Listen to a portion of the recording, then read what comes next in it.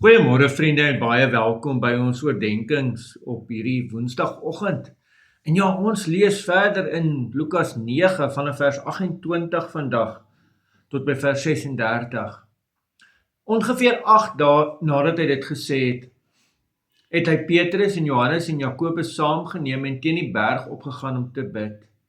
En terwyl hy besig was om te bid, het die voorkoms van sy gesig verander en sy klere het helder wit geskitter. Skielik was daar 2 manne wat met hom gesprek voer. Dit was Moses en Elia. Hulle het in hemelse glans verskyn en met hom gepraat oor sy uittog, wat hy in Jerusalem tot vervulling sou bring. Maar Petrus en die ander 2 wat saam met hom was, is deur slaap oorval. En toe hulle wakker word, sien hulle sy glansende heerlikheid. En die 2 manne wat by hom staan, toe die manne van hom afskeid neem, sê Petrus vir Jesus, Meester, dit is goed dat ons hier is. Laat ons 3 hutte bou, een vir Moses en een vir Elia. Hy het nie besef wat hy sê nie. Terwyl hy nog praat, kom daar 'n wolk en gooi 'n skaduwee oor hulle. En terwyl hulle in die wolk verdwyn, het die disippels bang geword. Daar kom toe 'n stem uit die wolk wat sê, dit is my seun, die uitverkorene. Luister na hom. Nadat die stem gepraat het, het hulle Jesus alleen aangetref. Hulle het stil gebly en vir niemand in daardie tyd vertel wat hulle gesien het nie. Vriende, ons lees tot sover. Hierdie is 'n baie aangrypende gebeurtenis. En dit vind plaas in die konteks van Jesus wat sy lyding aangekondig het, wat ook gisteroggend het ons gehoor gesê dat as ons hom wil volg, moet ons self ons kruis opneem en hom volg. En hierdie Jesus is nou op pad na die kruis toe. Maar hier sien ons, dit is die seun van God in absolute heerlikheid. Nou kom ons verstaan dit baie mooi. Jesus het natuurlik nog altyd hierdie heerlikheid gehad van die begin van die skepping af. Hier word beklemtoon dat dit net hier sigbaar word. Hier word dit sigbaar vir mense. Dis interessant, Lukas beklemtoon weer eens dat Jesus gebid het hier. Het jy gesien hoeveel keer wanneer ons met Lukas besig is, hoeveel keer by elke belangrike geleentheid voor enigiets gebeur, dan bid Jesus eers. Dit dalk iets wat ek en jy moet leer, né? En dan sien ons Moses en Elia praat daar met hom. Interessant, Moses en Elia wat absoluut die hele Ou Testament verteenwoordig. Moses, ons praat baie keer van die wet van Moses of die boeke van Moses, en Elia wat al die profete verteenwoordig. So daar is 'n baie noue band. Hulle is die 2 groot figure uit die Ou Testament. Interessant net, 'n berg het in albei 'n baie groot rol gespeel, né?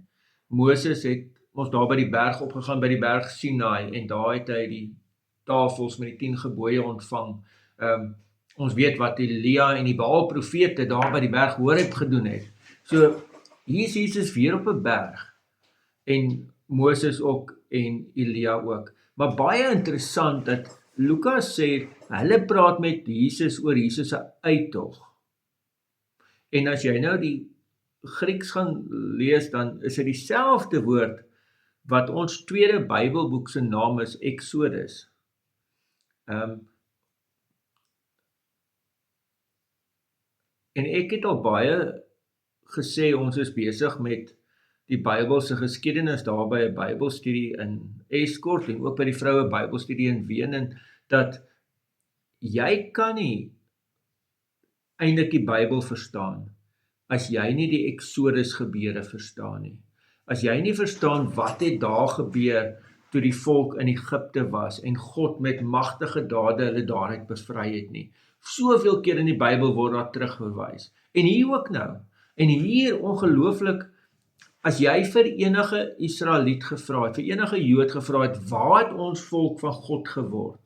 Dan het hulle jou teruggevat na Exodus. Dan het hulle gesê, ons was slawe in Egipte, En die Here God het ons deur groot en magtige dade daaruit bevry. Daar het ons sy volk geword.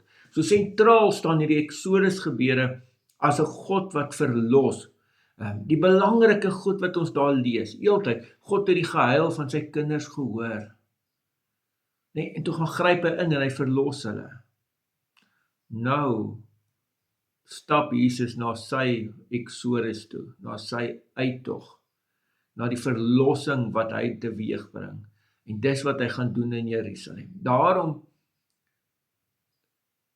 sê Lukas, Petrus weet eintlik nie wat hy sê nie. Wanneer hy sê, laat ons gou 3 hutte hier bou, want hy wil hierdie oomblik bewaar. Ek meen, dis 'n pragtige oomblik. Hier is Moses en Elia. Hou hulle hier, saam met Christus in sy volle heerlikheid. Wie sal nou nie hierdie oomblik wil hou nie? En Lukas skryf baie mooi, Petrus het eintlik nie geweet wat hy sê nie, want hulle kan nie daar op die berg bly nie. Hulle moet afgaan. En hulle moet hierdie lydenspad gaan loop, want daar lê die verlossing van God se mense. En dan spreek hy die woord uit die wolk uit, wat sê, dit is my seun, die uitverkorene, luister na hom. As jy die profete gaan lees, dan gaan jy sien in die Hebreëus is daar 'n woord, Shema, wat beteken luister, wat geweldige sterk klem deur al die profete heen, is hierdie groot oproep, luister. En nou kom dit van God af self, luister na hom, luister na Jesus. Mag ek en jy leer om na Jesus te luister en hom te volg. Toe hulle opkyk, toe was Jesus alleen daar, né? Want dit gaan nie oor Moses en Elia nie. Dit gaan oor Jesus. Amen. Here almagtige God, baie dankie vir hierdie pragtige teks. Here, dankie dat ons dit mag saam lees en dat ons hierdie groot waarhede ook in ons harte kan bære. In die naam van ons Here Jesus Christus. Amen. Vriende, mag jy 'n baie mooi en ook 'n baie geseënde dag hê. Totsiens.